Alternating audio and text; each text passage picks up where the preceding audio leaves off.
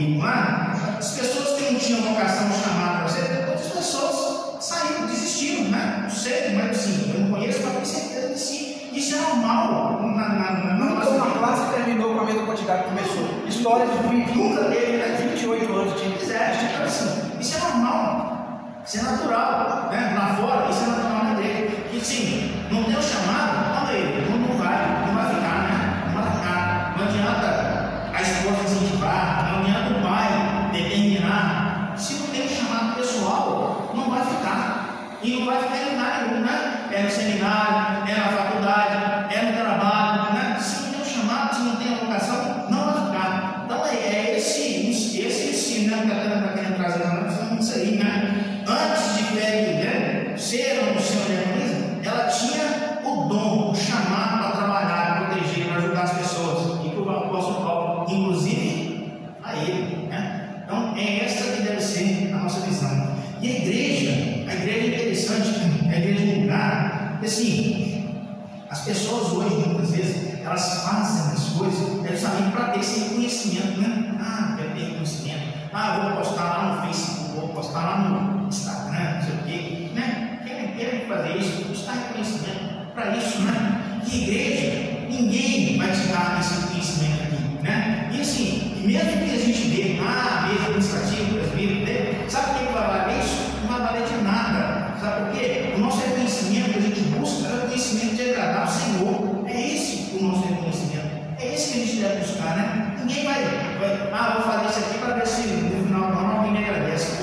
A gente não pensa, eu tenho certeza que nós, com a consciência que nós temos, a gente não faz isso dessa forma, não age dessa forma. Mas muita gente trabalha nesse intuito, né? Desse reconhecimento humano. É isso que muitas vezes frustra as pessoas. Então a gente precisa caminhar. Então é justamente esse extremo que a gente deve evitar. É isso que o reverendo Hernandes está trazendo aqui, né?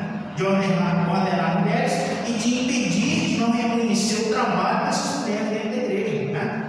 Não é porque elas não são ordenadas que elas não trabalham, pelo contrário. Márcio já trouxe exemplo aqui da nossa irmã presidente da SAD, né, que ele conheceu lá. Assim, alguém tem alguma dúvida que essa mulher trabalha dentro da igreja? Alguém tem alguma dúvida que ela trabalha? Né? Então é isso.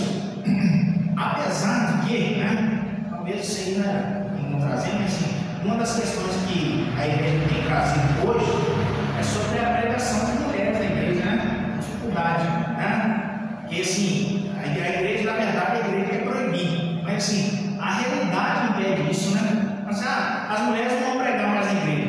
Quantas congregações vão fechar? Quantos pontos de pregação? Quantos trabalhos missionários vão fechar? Ela tem homens para assumir todos esses trabalhos? Né? Então, essa é a questão. E aí? Né? E uma coisa que eu acho interessante,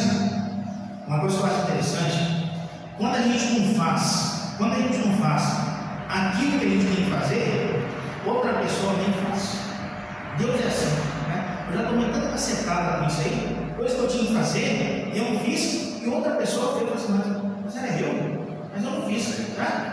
Então, assim, isso aconteceu comigo, né? Uma pessoa que me conhecia e que eu falei com Jesus para ela e outra pessoa falou. Isso é inaceitável, né? Inaceitável. Então, assim, a gente precisa se colocar nesse lugar, de ser usado por Deus, de fazer a vontade de Deus, porque é por isso que nós somos chamados.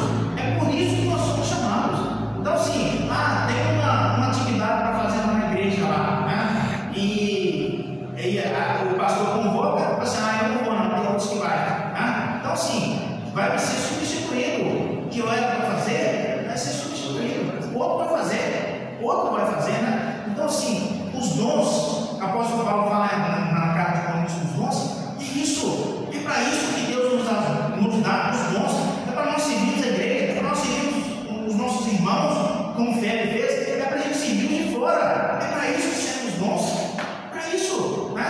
Então, assim, se Deus te deu dons e não está utilizando, sabe o que Deus vai fazer? Vai tirar. Vai tirar, né? Para falar isso, não, você não é Deus, você não sabe, mas eu sei, porque a palavra de Deus ensina isso, é utilidade, tem que ser útil, né? Não adianta nada ter o dom de ensino, você vai ensinar, o dom de recepção, você vai receber, o dom, né?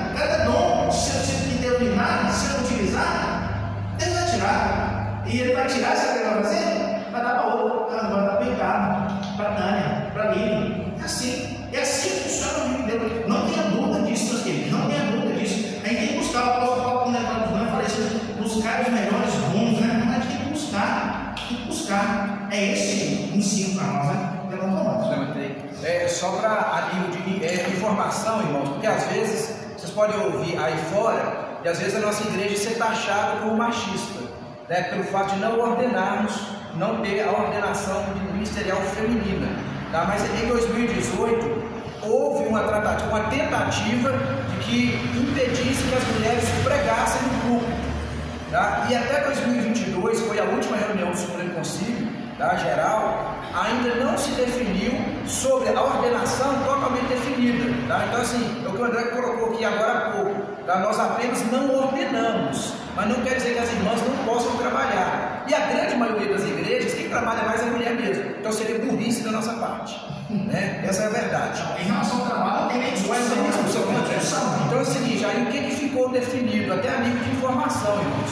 Tá? Tanto é que em 2022 tentaram ressuscitar o assunto de novo. Chegaram para o secretário executivo da junta. E aí, você vai tirar as mulheres de tal campo? Inclusive tem duas que eu conheço pessoalmente. Aí o reverendo Alberto virou e falou o seguinte: nós vamos tirar, vocês vão mandar homens melhores do que ela para nós? O dia que vocês mandarem pregadores melhores do que ela para nós, missionários melhores, pode mandar que a gente tira, mas tem que ser melhores do que ela. Então, irmãos, que fique claro, tá? Aí qual que é a fita, só para finalizar, tá? Nós não podemos convidar mulheres com títulos. Por exemplo, eu vou convidar a pastora para vir pregar, eu não posso. Mas qualquer outra mulher que eu trouxer para pregar sob a minha responsabilidade, eu posso. Porque aí os presbíteros vão cobrar de mim. É minha responsabilidade.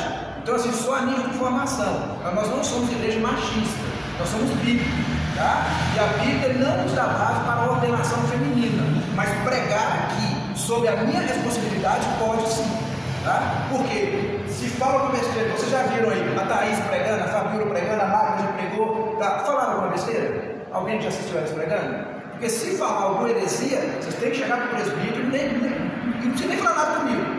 Fala para o presbítero, ó, ela falou, só você vai ter que provar na Bíblia. Ela falou isso aí, e é mentira, tá? Isso é heresia. E eles vão me chamar e eu vou ter que responder por elas.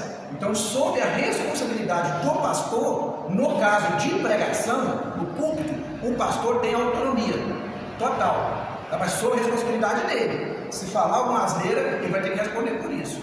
Tá? Então, só para vocês entenderem que a igreja ela não é machista. Tá? Mas, infelizmente, em algumas igrejas nossas, tem pessoas agindo com ar de machista assim.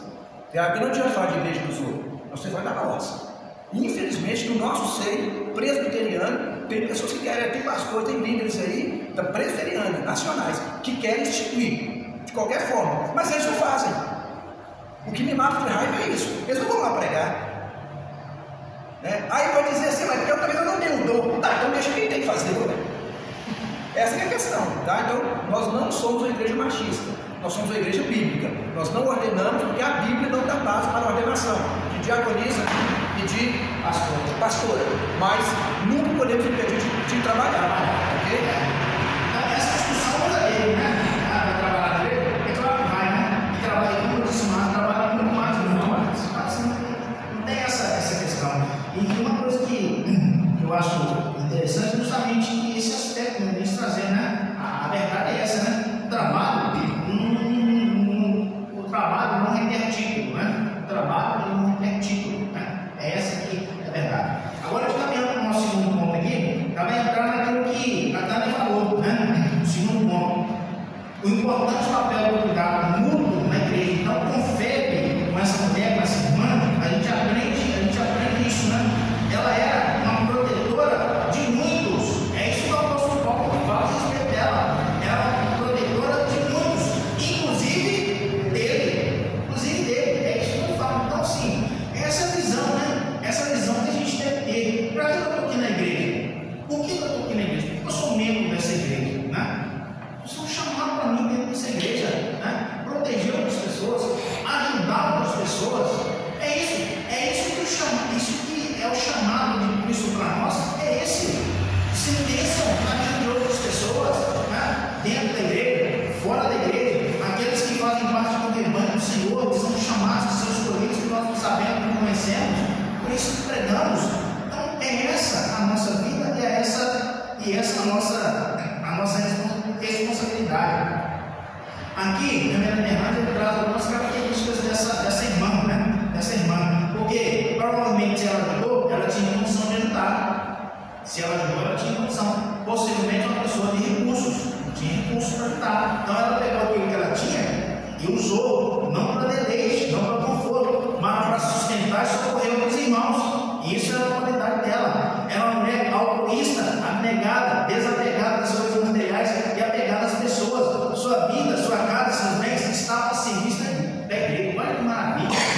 Sua vida, seus bens, sua casa, tudo que ela tinha estava a serviço da igreja.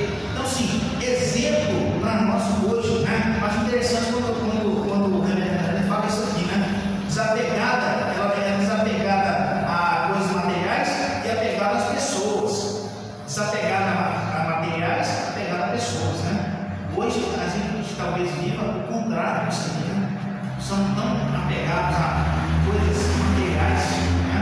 E as pessoas pouco importam, né? É isso que o mundo vive lá fora. Não é isso que eles pregam, não, eles não pregam, mas é isso que eles vivem lá fora. Outro dia, né, deu até repercussão na internet. Não pode acompanhar essas coisas na internet, não, mas a gente acaba vendo, né? A gente acaba vendo. Teve um ator, um apresentador, está filmando aqui, não vou falar o nome dele, né? Mas teve um apresentador que assim, ele construiu uma piscina na casa dele. Piscina, nem uma piscina, um lago, né? Um lago gigante, tão grande que é, não sei quantos mil litros lá, né? Aí ele perguntava para ele assim, quanto você paga para limpar essa piscina sua aí? Ele falou assim, eu não pago ninguém para limpar, eu que limpo.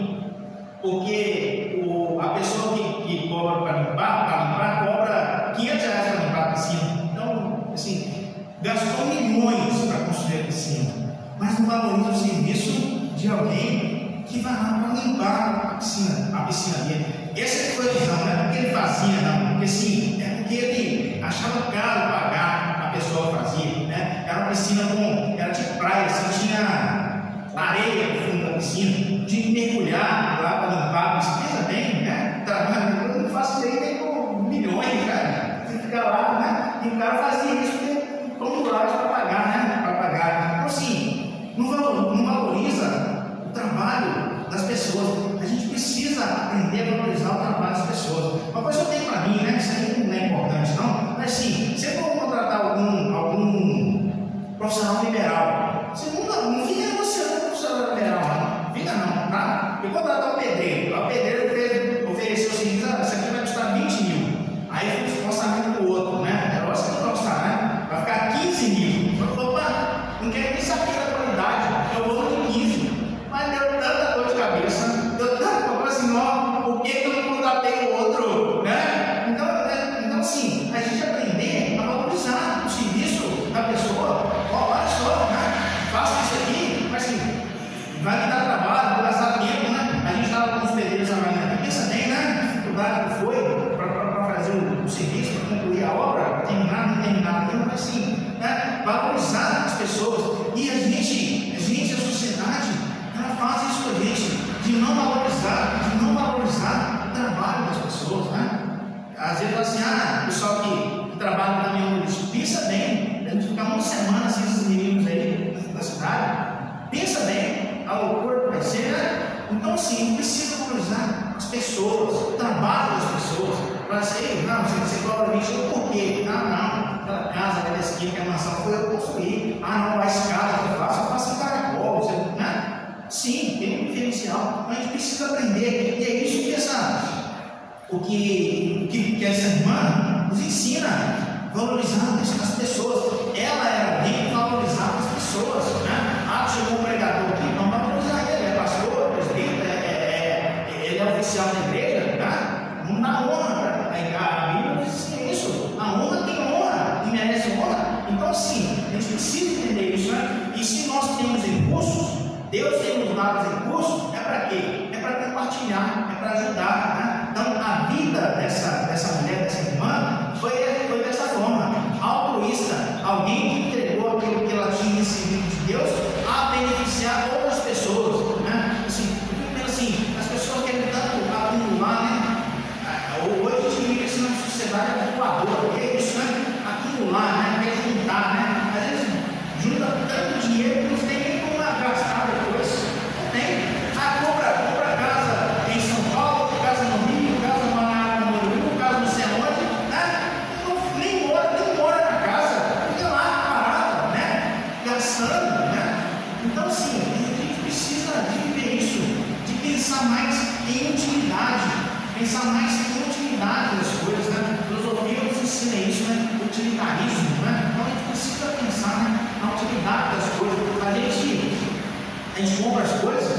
assim, fala para mim, por impulso, né? Eu gosto de fazer isso aí. Eu não vou comprar uma assim, vou comprar, mas não vou comprar agora, não, vou deixar de comprar amanhã. Aí chega no outro dia e fala assim, sabe uma coisa? Né?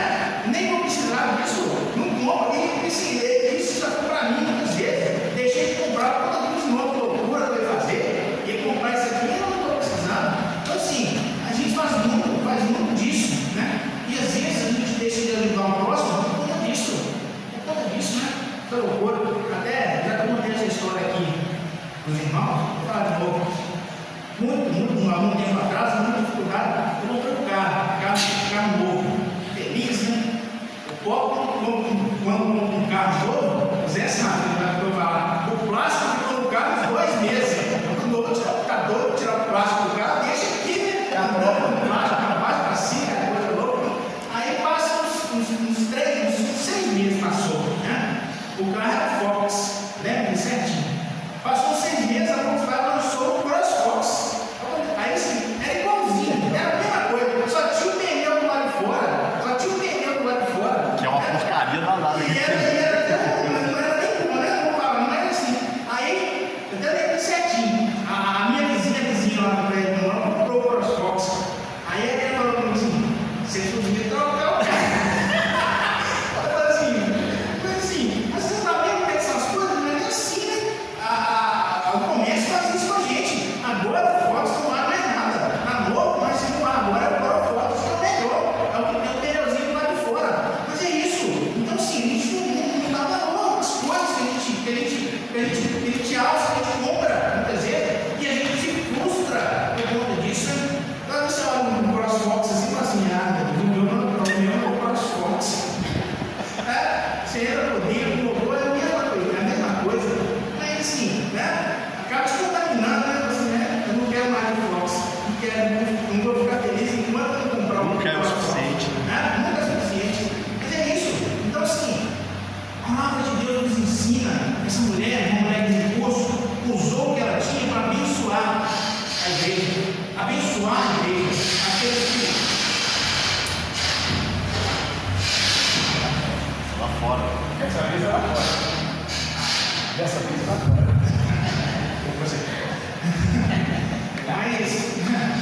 Mas assim, né? A gente faz isso com a gente, né? Essa mídia, né? Essa compulsão faz isso com a gente e impede que nós sejamos crentes igual Febe, recomendada pelo apóstolo Paulo, altruísta, ajudadora, né? É esse o objetivo que é usado para ela, ajudadora, né? É a protetora.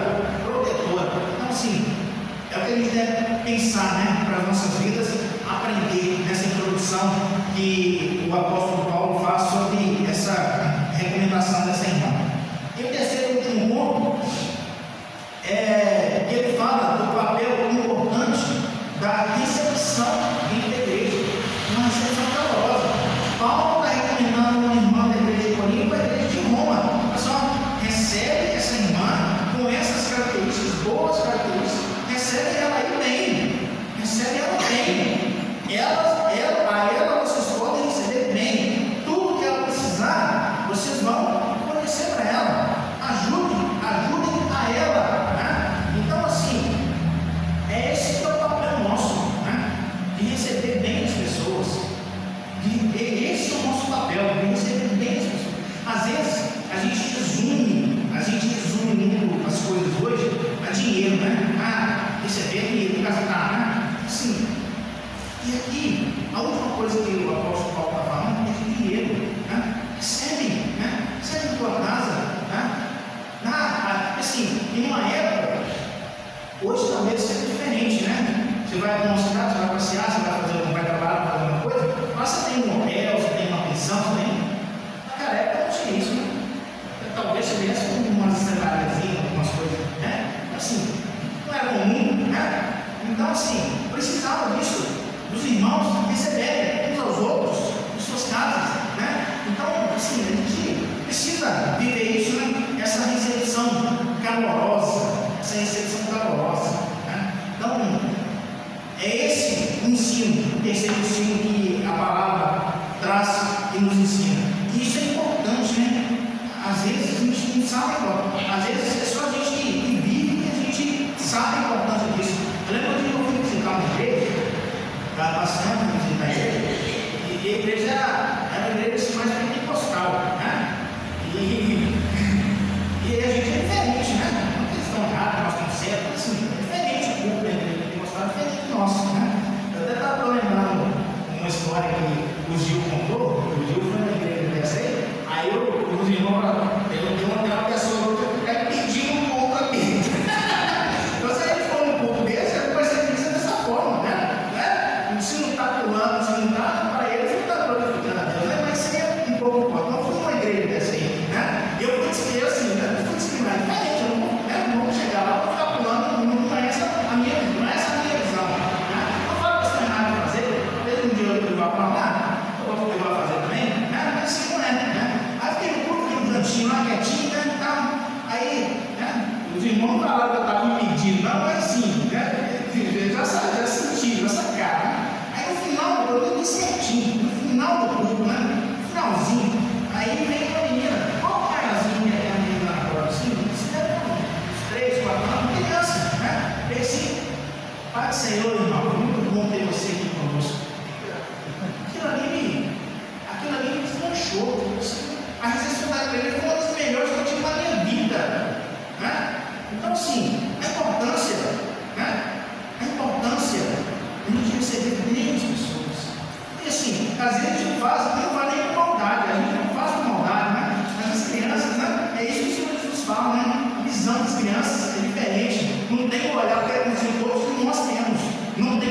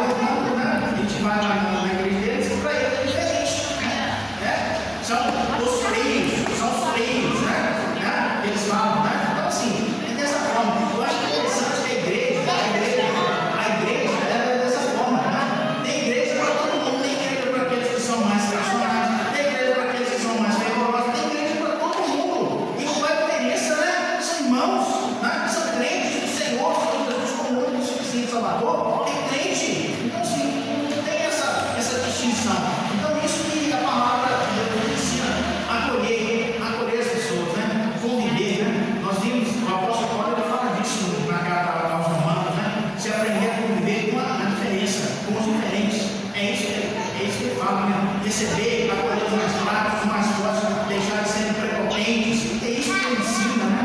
Nessa carta, nesse livro. Então, na próxima semana, nós vamos estar dando continuidade, né? Falando sobre salvação paternal, salvação fraternal, falando sobre o acolhimento. O apóstolo Paulo vai falar sobre isso. Então, é uma carta, uma ensino bem interessante nesse aspecto, né? E no final ele fala da teologia final, apostólica. Então, assim, para concluir. Então, que Deus possa nos abençoar e que no primeiro momento nós precisamos essa qualidade dessa irmã, fé, recomendada pelo apóstolo Paulo, como alguém que era protetora, ajudadora, que necessitava do recebimento, do acolhimento da igreja naquele momento. Que a gente traga isso para as nossas vidas, para a nossa realidade. Amém? Vamos orar? Só para a gente encerrar essa parte e passar para a mensagem da nossa escola. Senhor nosso Deus, te agradecemos mais uma vez pela oportunidade e que nos coloques em Deus.